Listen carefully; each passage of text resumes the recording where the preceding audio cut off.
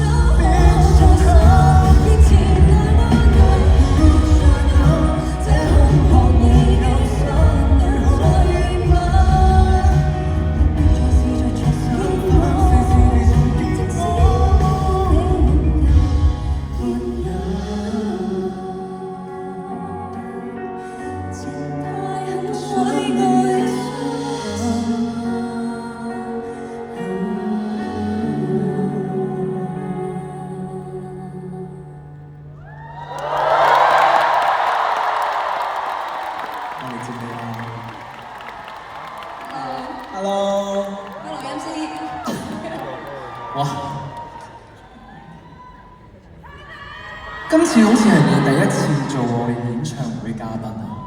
係咯，點解咁遲嘅？唔係，即係今次先係我第二次喺香港嘅個人演唱會嚟嘅。都係喎。係啦，咁所以就係啦，我亦都覺得《永久選美》呢一首歌咧，今次應該係我哋第二次有 live 3啦。如果計埋錄影就4㗎啦。係啦，咁所以其實呢首係一首我自己覺得我非常之喜歡嘅歌啦。係啊，咁但係又我哋好少有機會可以一齊同台唱到，咁所以今次趁我把聲啊，仲係第一場未爛嘅時候，唱咗即係呢首係一個好高難度㗎，係啊，咁所以就即刻請咗你嚟合唱嘅呢一首歌先。多謝，所以原來嗰個嘉賓嘅編排係按照你如何定義你歌曲嘅難度去買嘅，係咪？通常都係公司話事嘅。哦。咁但係通常公司聽我講嘅。哦。